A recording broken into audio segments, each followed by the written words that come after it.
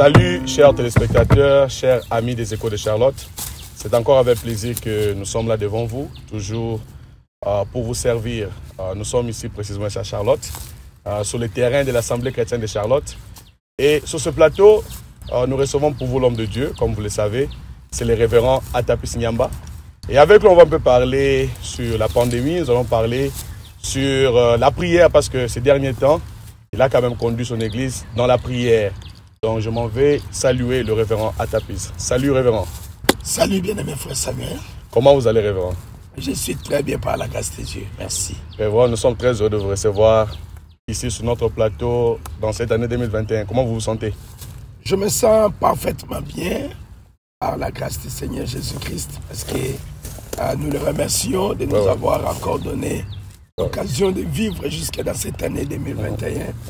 Alors que nous venons de traverser des moments très difficiles. Le monde entier venait de traverser des moments très difficiles. Il y a eu beaucoup de pertes de vies d'hommes, de vies humaines. Donc, mais le Seigneur a été bon pour nous. Il nous a épargnés, il nous a protégés et il a fait que nous puissions nous retrouver dans cette nouvelle année 2021. Donc, je me sens très heureux. Et je suis très à l'aise dans l'année. Merci beaucoup, pasteur. Chers téléspectateurs, comme je l'ai dit, depuis que nous avons reçu le pasteur, ça fait maintenant presque une année. Je crois que c'est déjà une année. Oui, c'est pratiquement une année. Donc, nous avons un peu parlé de la pandémie, nous avons parlé de Goshen. Oui. Pasteur, quelles sont encore vos impressions sur ça? Il y a plusieurs personnes qui disaient que nous sommes dans Goshen, mais on a remarqué qu'il y avait aussi des frères du message qui ont eu la maladie. Par rapport à ça, qu'est-ce que vous en dites? Aujourd'hui, je n'ai pas une réponse meilleure par rapport à ce que j'avais donné l'année passée, vers, je crois, c'était au mois de mars ou avril, vous m'aviez interviewé. J'avais dit que cette pandémie ou le Covid-19, ce n'était pas spirituel, c'est une maladie qui devait toucher tout le monde, ou ça pouvait toucher tout le monde, parce que c'est un virus qui est en train de sillonner, donc c'était possible que ça puisse atteindre n'importe qui. Donc on ne pouvait pas se consoler pour dire que nous sommes en Goshen parce que nous avons reçu le Saint-Esprit et que nous ne serions pas infectés par ces virus. Frère Branham dit que dans la prédication, la démonologie dans le domaine physique, le prophète est en train d'expliquer que vous pouvez être rempli du Saint-Esprit et aussi avoir les maladies dans le corps. Ça n'a rien à voir, parce que c'est deux domaines, deux mondes totalement différents. Donc la maladie existe et l'âme c'est aussi une autre chose. Voyez. Donc vous allez maintenant remarquer que nous avons raison, que tout le monde qui criait que nous étions en Goshen pendant beaucoup de temps sur Facebook, on ne le voit plus, parce que la maladie a emporté plusieurs parmi les nôtres, et pour lesquels j'ai dit vraiment paix à leurs âmes, que Dieu puisse consoler leurs familles, que Dieu console toutes les familles, là où il y avait eu perte de vies humaines. Donc la maladie, elle existe. Elle existe. Donc, pasteur, vous pensez que ceux qui disaient que nous étions dans Goshen, ceux qui disaient que les gens qui sont dans le message ne peuvent pas avoir cette maladie, doivent revenir pour demander pardon aux enfants de Dieu? Je ne peux pas, moi, Atapis, en tant qu'un humain, pousser les gens pour aller demander pardon. Nous sommes là, chacun est en face de la réalité. Donc, nous avions parlé, nous avions fait des déclarations pendant l'année 2020. Les gens étaient en train de parler, mais après, nous étions en train de voir comment la maladie frappait à la porte de plusieurs. Et on peut voir que les langages commençaient à changer. Et les gens changeaient leur langage jusqu'à aujourd'hui. Il y a le silence total. Parce qu'il y en a plusieurs parmi nos frères et sœurs qui avaient été contaminés par le virus de Covid-19. Il y en a d'autres que nous connaissons. Il y en a d'autres qui ont caché cela. C'est aussi bien d'être toujours discret. Mais est-il que la maladie, même si vous avez le Saint-Esprit, vous pouvez tomber malade. Le prophète William Branham, par qui le message est venu pour nous, il avait un docteur qui était son ami, Samader. Donc, il partait dans son hôpital. Ce n'est pas un péché de tomber malade. La plupart des pasteurs qui sont en train de prêcher, ils ont des problèmes de tension artérielle. Ils prennent les médicaments. Donc vous voyez que ce n'est pas normal de faire croire quelqu'un que si vous avez le Saint-Esprit, vous ne tomberez pas malade. Donc, pasteur, vous avez aussi, l'année passée, vous avez reçu beaucoup de feu par rapport de la manière que vous étiez en train d'aller à l'église, faire des services en ligne. Parce que plusieurs personnes disaient que nous étions déjà dans le conseil œcuménique et les églises étaient fermées. Parlez-nous un peu du bilan. Quel est le bilan de tout le travail que vous avez fait l'année passée pendant ces temps de confinement? Je peux vraiment dire, par la grâce de Dieu, que le bilan avait été positif. Parce qu'on n'a pas dormi, on a travaillé pendant que les enfants de Dieu étaient à la maison. Les églises n'étaient pas fermées, mais seulement qu'à cause de la pandémie, et on devait avoir les mesures les mesures sanitaires pour savoir protéger les enfants de Dieu. Et en ce moment aussi, vous savez que le vaccin n'était pas encore disponible. Alors, rester à la maison, c'était aussi une bonne chose, mais nous, on se souciait plus des âmes, des enfants de Dieu. Parce qu'on nous avait permis d'être 10 personnes dans l'église, et après c'était 25 personnes. Et après nous sommes retournés à 10 personnes.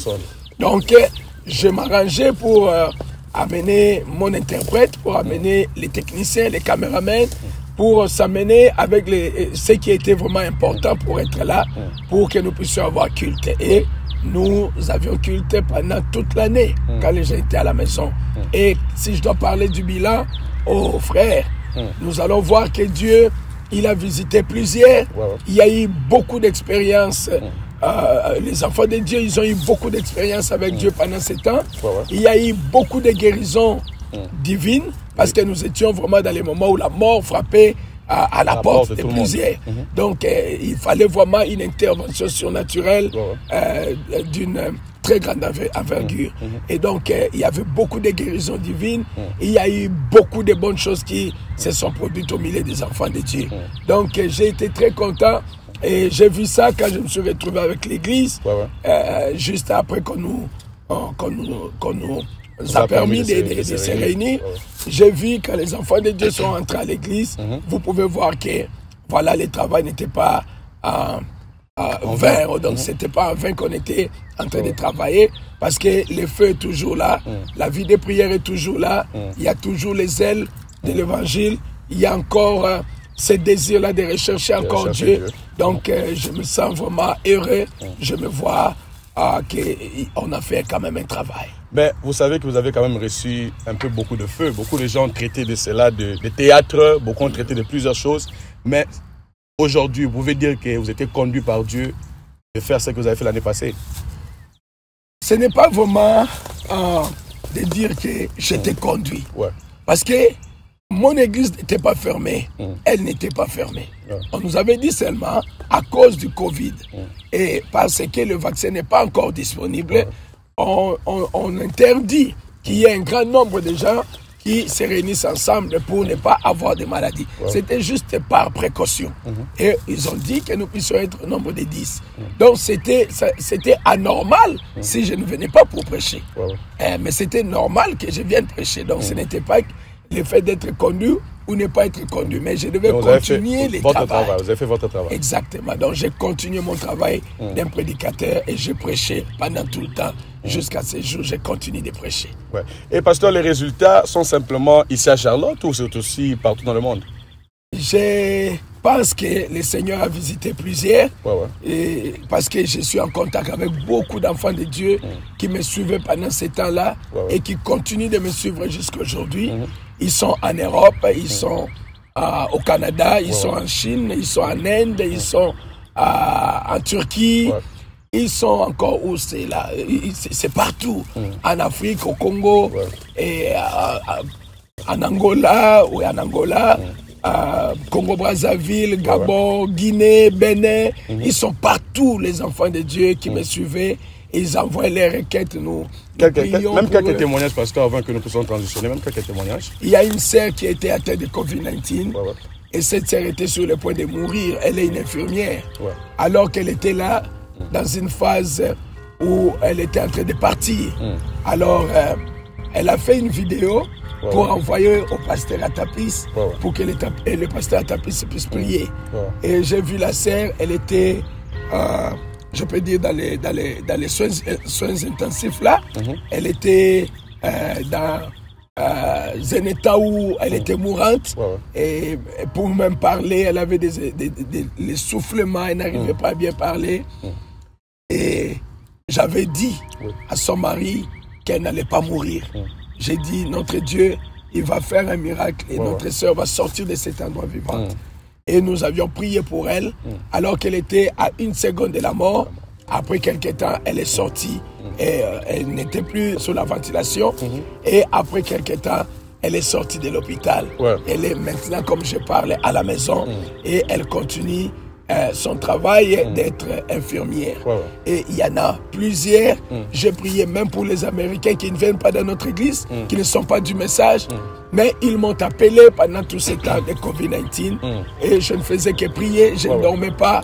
Mon épouse, elle est témoin de cela parce que je recevais les appels à tout moment, à 3h du matin, à 4h du matin, 5h du matin. Et le Seigneur a opéré des grands miracles. Il y a des familles qui étaient malades de Covid-19 et juste par une petite prière, vous allez voir que toute la famille a été guérie. Et il y a bien des choses que notre Dieu a fait pour lesquelles je lui dis merci. Oui, pasteur. Donc cela quand même a poussé quand même votre renommée. Bon, la renommée du Seigneur Jésus-Christ. Oui, pasteur. Bon, nous allons un peu transitionner un peu, pasteur, cette année. Vous avez commencé l'année un peu différent. Vous amenez votre église dans la prière. Quelle est l'importance de la prière pour une église? Le prophète dit que le secret pour que l'église puisse avoir la puissance, c'est de venir ensemble et de prier. C'est ça le secret. Si nous voulons avoir la puissance, nous devons venir ensemble dans la prière. Abraham dit qu'une personne peut prier dans son coin, c'est une bonne chose. Mais quand nous venons ensemble et nous prions ensemble, alors Dieu nous bénira ensemble. Et le prophète dit que nous vivons dans un temps où les believers, où les croyants, ils doivent venir ensemble et parler à Dieu dans la prière ensemble. Quand nous prions ensemble, nous avons la réponse de Dieu, nous avons la réaction du ciel. Quand nous prions ensemble, nous sommes exactement dans Actes chapitre 4 et le verset 31. Quand nous prions ensemble, nous allons voir que même l'endroit là où nous sommes, il y aura un tremblement, que Dieu nous visitera, Dieu nous remplira de son esprit, Dieu nous donnera ce que nos cœurs vont désirer. C'est pourquoi j'amène l'église ensemble dans la prière pour encore récupérer le temps qu'on avait perdu, pour rallumer encore le feu du réveil dans nos cœurs, pour que nous puissions être prêts, parce que nous voyons que le Seigneur, il va bientôt revenir pour nous prendre. Oui, pasteur, mais pourquoi pas pousser le peuple de Dieu vers l'écoute des bandes, peut-être vers plus de connaissance de la parole de Dieu, mais pourquoi se focaliser trop dans la prière? Frère Branham dit... Comme vous l'avez dit, le temps est fini, bientôt le Seigneur revient, mais les gens doivent connaître la parole. Le Frère Branham dit que nous devons beaucoup prier pour la révélation. Ça veut dire qu'on peut prier pour autre chose. Je peux prier pour avoir l'argent pour construire sur ces terrains-là où je suis, parce que je suis vraiment en voie pour commencer les travaux. Nous voyons déjà les grands terrains, ce beau terrain. Je peux prier pour construire sur ces terrains, ça c'est une bonne chose. Je peux prier pour que les gens se marient, je peux prier pour que les gens aient de l'argent. Mais le prophète dit que nous devons beaucoup prier pour avoir la révélation.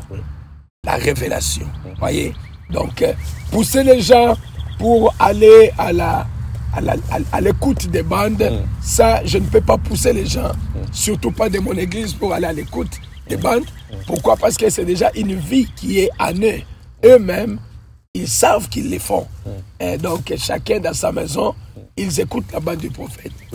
Au travail, avec leurs écouteurs, ils écoutent la bande. Quand ils sont en train de conduire dans leur maison, dans leur véhicule, il y a la bande qui joue. Donc, je ne suis pas là pour les forcer, les brutaliser vers l'écoute des bandes. Donc c'est naturel. C'est naturel. Avec le peuple de Dieu, de l'Assemblée de Charlotte, c'est tout à fait naturel. Donc ils écoutent des bandes et maintenant c'est le temps que nous devons amener les gens à monter encore pour avoir plus d'expérience avec le Seigneur Jésus-Christ. Et pour avoir les expériences, nous devons rester dans la prière, longtemps dans la prière. Oui, pasteur, nous allons encore un peu évoluer. Nous allons un peu décortiquer un peu cette science, la prière. Vous avez fait des déclarations comme telles qu'un chrétien doit avoir une pensée positive, pas une pensée négative. Quel est l'impact d'avoir une pensée positive dans la vie d'un chrétien? Pourquoi une pensée positive? Parce que nous devons être positifs. Je vais lire ça. Allez-y, parce que nous devons être positifs. Parce que c'est Dieu qui veut que nous puissions Dieu veut que nous puissions être positifs. Ouais, ouais. Voyez, nous devons être positifs en toutes choses. C'est pas moi qui l'ai dit. Le prophète William Branham, il dit ici dans son sermon, les œuvres que je fais rendent témoignage. Il dit, prêcher le 16 février 1953. D'ailleurs, je ne sais pas, c'est toi les journalistes qui me posent des questions. Mais si moi j'allais te poser la question, j'allais dire, non, toi tu veux avoir des pensées négatives. Tu veux non, pas du tout. Mon travail, c'est de vous poser des questions. Donc, c'est à vous de me répondre, pasteur. Donc, on reçoit quand même des questions, beaucoup de questions par rapport aux déclarations que vous faites. Si vous pouvez quand même soutenir cela avec des citations, ça va quand même aider le peuple de Dieu. Oui, le prophète dit ici au paragraphe 9, il dit maintenant, la guérison n'est pas quelque chose pour lequel vous pouvez juste dire, bien, oui, je le crois, je le crois. Bon, il dit, ça c'est très bien. Si c'est la meilleure chose que vous pouvez faire, juste mentalement, et dire simplement, eh bien, je vois cela, je crois cela, j'accepte cela. Si donc vous l'acceptez, sur ces bases, continuez à le dire sans cesse. Dites cela à haute voix, dites cela à maintes reprises. Continuez simplement à dire, je suis guéri, je suis guéri. Dites-le jusqu'à ce que vous y croyez effectivement. Et lorsque vous y croyez, alors cela va se produire. N'ayez pas un témoignage négatif. C'est le prophète qui le dit. N'ayez pas un témoignage négatif. Chaque fois que vous faites comme confession, eh bien, je me sens encore mal aujourd'hui. Je pense que vous retournez droit dans la même situation pénible où vous vous trouviez au début. Il n'y a aucun homme ni aucune femme ici qui est baptisé du Saint-Esprit, qui ait commencé sa confession comme suit. Je crois que j'ai perdu le Saint-Esprit, je crois qu'il m'a quitté, je crois que j'ai... Il dit, vous allez du coup régresser. Vous n'allez jamais, pouvez-vous, voilà. Donc le prophète, il conseille aux enfants de Dieu de ne pas avoir un témoignage qui est négatif. Mais il nous conseille que nous puissions avoir un témoignage qui est positif. C'est pourquoi moi aussi, je répète, parce que je répète les bandes, j'ai dit aux enfants de Dieu qui sont en train de me regarder, que bien aimés frères et sœurs, n'ayez pas un témoignage qui est négatif, ayez toujours un témoignage qui est positif. Parce que chaque fois que vous faites comme confession, eh bien, je me sens encore mal ici, je sens comme si ma vie ne tournait pas, je vois comme si je suis envoûté, comme si je suis bloqué, comme si la mort est en train de me guetter. Et à chaque fois que vous faites de pareilles confessions, vous allez retourner dans la même situation pénible là où vous étiez dans la case de départ. Donc il faut toujours être positif, il faut toujours avoir une pensée qui est positive et ne pas accepter ce qui est négatif. Il ne faut pas que votre témoignage soit négatif, mais plutôt positif chaque jour et à chaque instant. Oui, pasteur, ce que je comprends, ce que nous comprenons, c'est que vous dites que la foi commence d'abord mentalement. C'est ça, parce qu'on dit qu'il faut croire du cœur, il faut qu'une personne croie à partir du cœur, mais en écoutant ce que vous dites, donc la foi commence d'abord mentalement. Donc, oui, le mental doit changer pour que la personne puisse croire ou comment? Oui, c'est comme je viens de le lire, non? Le prophète dit que la guérison n'est pas quelque chose pour lequel vous pouvez juste dire, ok, bien, je le crois, je le crois. Bon, Madame dit, ça c'est très bien. Là, c'est encore mentalement parlant. Il dit, si c'est la meilleure chose que vous pouvez faire, juste mentalement, et dire simplement, eh bien oui, je crois cela. Donc, vous commencez avec ça mentalement. Vous croyez mentalement. Maintenant, vous ne devez pas vous arrêter dans le mental. Parce que si vous vous arrêtez là-bas, il n'y a rien qui va se produire. Vous voyez? Il dit maintenant que c'est une bonne chose de commencer mentalement avec ça. Mais vous devez continuer. Il dit, si vous l'acceptez sur ces bases, c'est-à-dire mentalement, alors continuez à le dire sans cesse. Dites cela à haute voix. Donc, donc, commencez à parler. Commencez à parler toi-même. Je suis guéri, je suis guéri, je suis guéri, je suis guéri. Frère Samuel, je suis guéri. D'une sorte, une confession. Tu confesses cela, tu le dis. Il dit, tu commences à le parler, tu commences à le dire sans cesse. Dites cela à haute voix même. Je suis guéri. Tu es seul dans la chambre, tu pousses un cri, je suis guéri. Amen. Tu es seul dans la voiture, je suis guéri, je suis béni. Voyez, je suis béni. Il dit, dites cela à maintes reprises. Ne vous arrêtez pas. Il faut continuer à le dire. Continuez simplement à dire, je suis guéri, je suis béni, je suis guéri. Ça dépend de tout ce que vous confessez. Je suis guéri, je suis béni, je suis élevé, je suis satisfait, je suis cessé. Commencez à le dire. Dites-les jusqu'à ce que vous y croyez effectivement. Donc, dites-les jusqu'à ce que vous puissiez la lever du niveau mental pour l'amener où? Dans les cœurs. Et lorsque vous y croyez, maintenant là, ça quitte le mental, ça devient les cœurs. Il dit, alors cela va se produire. Donc, pour que cela se produise, ça commence par la tête, mais ça doit trouver une place dans les cœurs. Et comment faire introduire ça dans les cœurs? C'est en les répétant continuellement.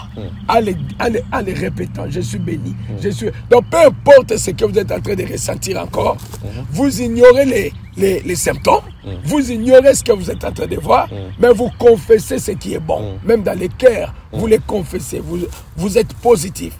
Qu'avec ma vie, ça va aller. Ça va marcher. Dans mon mariage, ça va marcher. Avec ma santé, ça va marcher. La paix est à moi. Vous les confessez, bien-aimés. Ça quittera le niveau mental, ça va entrer dans les cœurs. Et dès que ça entre dans les cœurs, la chose se manifeste.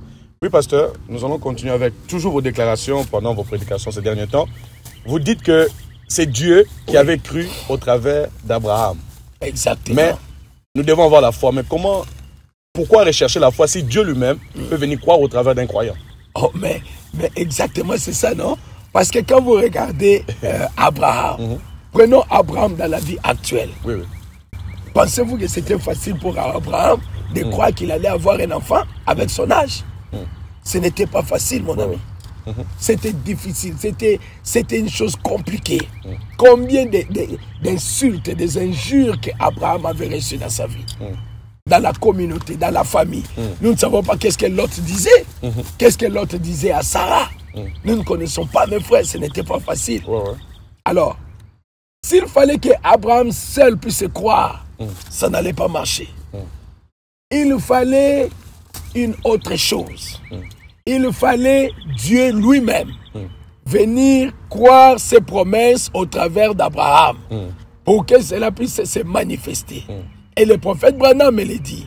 Si j'étais bien préparé, j'allais amener cette citation. Frère Branham dit que ce n'était pas Abraham.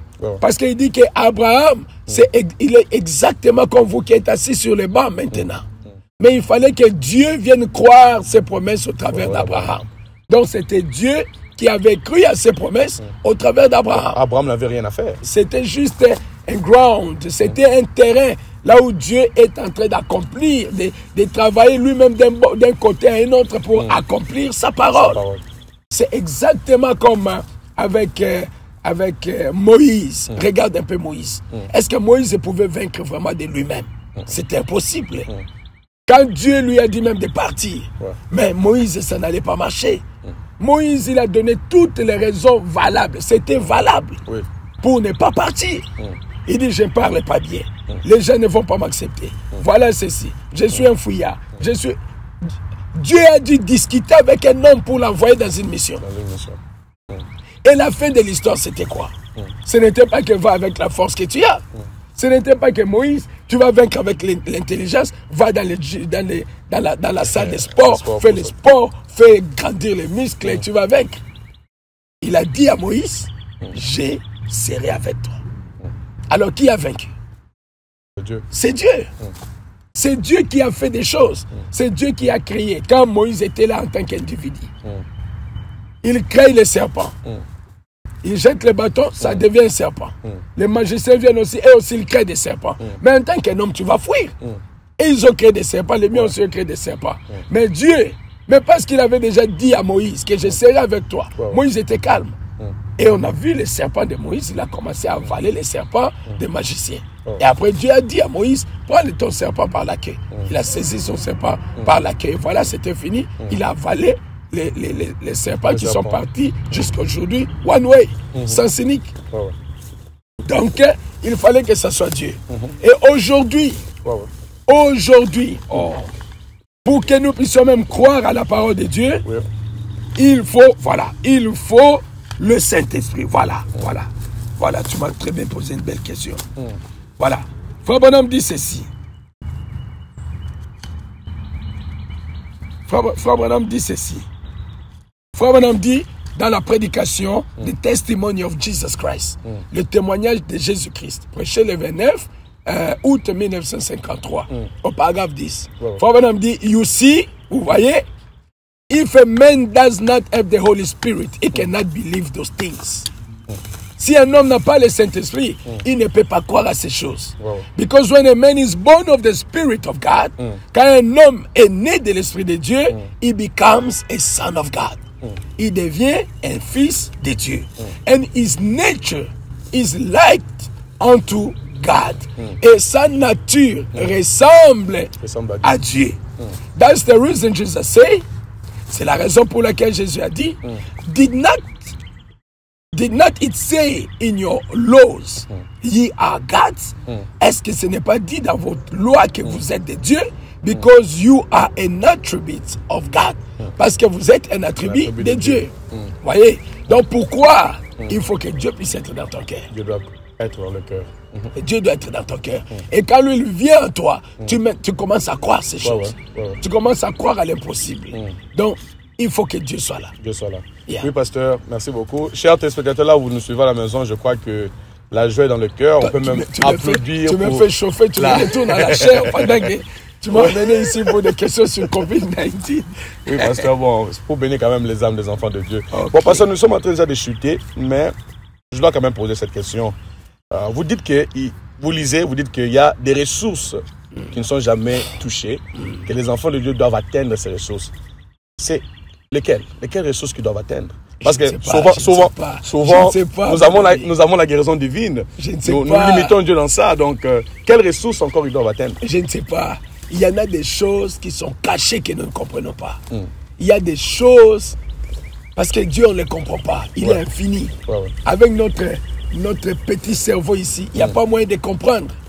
On ne comprend pas Dieu, on le croit. Et le prophète dit qu'il y en a d'autres ressources qu'on n'a pas encore touchées, qui n'ont pas encore été explorées. Voyez, les enfants de Dieu, quand nous regardons dans nos vies, la majorité de nos requêtes aujourd'hui, c'est quoi? Que j'ai de l'argent, que je me marie, que j'ai des enfants, que j'ai un véhicule, que j'ai une maison. C'est ce que nous cherchons. Quand nous partons à l'église, que je sois guéri de la maladie, Seigneur bénis-moi, que j'ai un peu de l'argent. C'est ce que nous demandons dans la prière. Donne-moi le Saint-Esprit. Il y en a d'autres qui se réjouissent seulement de parler en langue. Il y en a d'autres qui se réjouissent seulement pour prophétiser. Et là, ils croient qu'il est arrivé. Et pourtant, il y en a des choses qui sont cachées quelque part. Il y a aussi le fait d'être un petit Dieu sur la terre. Il y a aussi plus que la guérison divine. Il y a plus que beaucoup de choses que nous nous imaginons. C'est comme je l'ai prêché ce matin, comme Dieu me l'a inspiré ce matin. Regardez un peu Abraham, du temps d'Abraham. Abraham savait que pour que Dieu le visite, ça devait être comment? Par la vision, par une voix, par des rêves. Il s'arrêtait là. Vous voyez, Abraham, le prophète Abraham, tout ce qu'il lui avait, parce que c'est comme ça qu'il a croisé Dieu pendant toute sa vie. Il apparaît dans une vision comme El Shaddai. Il apparaît dans une vision, il lui parle. Il dit sors, regarde en haut, il regarde, il voit les étoiles. Il voyait, c'était des visions, c'était des rêves, c'était la voix de Dieu. Mais quand nous arrivons dans Genèse 18, même Abraham ne s'attendait pas à ça. Abraham ne s'attendait pas que Dieu, il pouvait se créer un corps. Et parce que Dieu ne lui avait pas envoyé un message sur WhatsApp. Pour l'informer que je viens. Abraham a checké son Facebook, il n'y avait pas d'annonce. Il a regardé les statuts. Il n'y avait même pas un message tel que je viens comme Elohim dans la chair humaine. Il n'a pas vu ça. Donc Abraham ne s'attendait pas à ça. Mais Dieu, parce qu'il a des ressources qu'un homme ne peut pas comprendre, parce qu'il est infini, parce qu'il a aussi une possibilité de créer un corps et d'entrer là-dedans, de venir vers son fils. Voilà ce que je suis en train de parler. Il a emprunté cette autre manière-là que Abraham ne comprenait même pas. Je ne sais pas comme j'ai parlé aujourd'hui, peut-être qu'il était descendu dans une parcelle peut-être voisine d'Abraham, vers le côté là où on n'avait pas encore construit. Il a pris le sable, il a créé. Il a créé lui-même un corps, il est entré, il a créé la robe avec une couleur, je ne sais pas si c'était blanche ou quoi. Il a porté la robe, il a créé les sandales, il a porté les sandales et il a fini, il a pris encore le sable, il a créé encore pour les anges, pour Michael et Gabriel. Il les a créés avec les habits et tout. et ils ont marché à pied affamés jusqu'à chez Abraham. Et quand Abraham avait vu, parce qu'il était un homme de Dieu, il y avait un contact surnaturel entre lui et Elohim. C'est pourquoi Abraham l'a reconnu, il l'a appelé Elohim. Mais Abraham n'attendait pas que Dieu vienne comme ça. C'est de la même manière, toi et moi, comme nous sommes là, il y en a des choses que nous ne comprenons pas. Je l'ai dit. Nous tous ici, nous connaissons en tant qu'humains que sur ces terrains, là où nous sommes, pour que je puisse construire, il faut que le frère Samuel me donne l'argent pour que je puisse construire. Nous tous, nous connaissons comme ça, parce que c'est comme ça que ça se fait. Les gens qui sont en train de construire, ils vont dans des banques, ils prennent les crédits. C'est ça la routine normale, tout le monde sait que c'est comme ça. Mais pourtant, il peut aussi avoir d'autres ressources que nous ne comprenons pas. Il peut aussi avoir d'autres manières dont nous ne savons pas que celle Dieu connaît. Donc vous pouvez aussi prier, vous partez dormir, vous vous réveillez le matin, vous trouvez ici déjà un building bien établi. Donc nous ne connaissons pas, voyez. Donc c'est la même chose dans le spirituel. Il y en a plein de choses qui sont cachées, plein de choses. Et au fur et à mesure que nous traînons dans la prière, au fur et à mesure que Dieu va nous révéler des choses que nous avons besoin d'avoir. Surtout que le temps est déjà fini, nous sommes arrivés au temps où le Seigneur doit revenir. Donc c'est le moment d'accélérer encore nos pas pour que nous puissions atteindre ces ressources qui n'ont jamais été explorées par les hommes. Oui, merci pasteur pour cette réponse. Je sais que c'était juste un avant-goût pour les enfants de Dieu qui nous suivent à la maison. Pasteur, vos mots de la fin, nous chutons déjà vers la fin de cette émission. Je bénis le Seigneur Jésus-Christ qui m'a donné l'opportunité d'être ici devant vous aujourd'hui. C'est pour moi un très grand privilège de savoir que vous êtes là en train de nous suivre sur www.atapisingamba-ministries.org. Je suis très heureux de savoir que vous avez toujours été là pour nous soutenir d'une manière ou d'une autre. Alors, je viens pour vous dire que Dieu vous bénisse très richement. Je viens pour vous dire merci. Je viens pour vous dire bonne année 2021. Je viens pour vous dire que n'ayez pas de pensées négatives. Faites l'effort pour que votre témoignage puisse toujours être positif. Parce que votre vie ne sera pas meilleure que votre témoignage. Nous allons toujours regarder les témoignages que vous êtes en train de donner. Soyez forts. Les temps sont très mauvais dans lesquels nous sommes en train de vivre. Mais il faut savoir une chose, que Jésus-Christ a dit, je vous laisse dans le monde, mais vous n'êtes pas de ce monde. Je m'en vais vous préparer une place, et quand j'aurai terminé, je vais revenir pour vous prendre. Et nous voyons tout ce que Jésus avait dit dans Matthieu 24. Tous les signes que Jésus nous avait prédits pour sa venue, nous voyons cela s'accomplir. Alors je pense qu'il est temps, comme notre précieux frère, le révérend Louis Danda, avait chanté, il est plus tard que nous le pensons. Combien de temps nous reste encore? Il nous reste peu de temps pour que nous puissions rentrer à la maison. C'était un temps maintenant pour que chacun de nous puisse rester longtemps dans la prière, pour que son âme puisse être en contact avec le Seigneur Jésus-Christ, pour avoir plus d'expérience avec lui, pour s'apprêter parce que le ciel est pour bientôt. D'éviter les rancunes, d'éviter la jalousie, d'éviter les problèmes avec les gens et de s'apprêter parce que nous ne savons pas à quel moment l'époux va revenir pour prendre son épouse. En tout cas, que le Seigneur vous bénisse beaucoup. Merci de m'avoir suivi. Merci d'avoir aimé notre vidéo. Et merci de vous avoir souscrit ou abonné dans notre chaîne de YouTube. Et merci d'être là tout le temps pour nous. Que Dieu vous bénisse en abondance. Et je crois que nous serons très heureux de vous avoir encore à notre prochaine émission. Je vous remercie vraiment beaucoup pour votre soutien, pour tout ce que vous essayez de faire pour que nous puissions savoir que vous êtes là. Et je vais aussi vous rappeler que je me tiens sur notre terrain que Dieu nous avait donné. J'ai préféré avec toute l'équipe venir faire l'émission ici pour vous montrer que nous avons besoin de votre soutien. Nous avons besoin que vous nous souteniez pour que nous puissions construire un temple sur ces terrains que vous voyez. Donc n'oubliez pas de soutenir la construction de l'Assemblée chrétienne de Charlotte et notre Dieu vous bénira très très richement. Si vous voulez avoir les coordonnées, veuillez nous contacter dans notre email, dans notre numéro de téléphone que vous allez voir sur l'écran et toutes les informations d'ailleurs sont là et vous allez les voir. N'oubliez pas de nous soutenir, que Dieu vous bénisse très richement. Oui, merci beaucoup pasteur. Je sais qu'on va encore vous recevoir ici pour parler de ces grands projets, de ces grands terrains et d'autres sujets qui vont bénir les enfants de Dieu. Merci beaucoup. Nous avons encore des surprises pour vous pour l'année 2021. À la prochaine. Au revoir.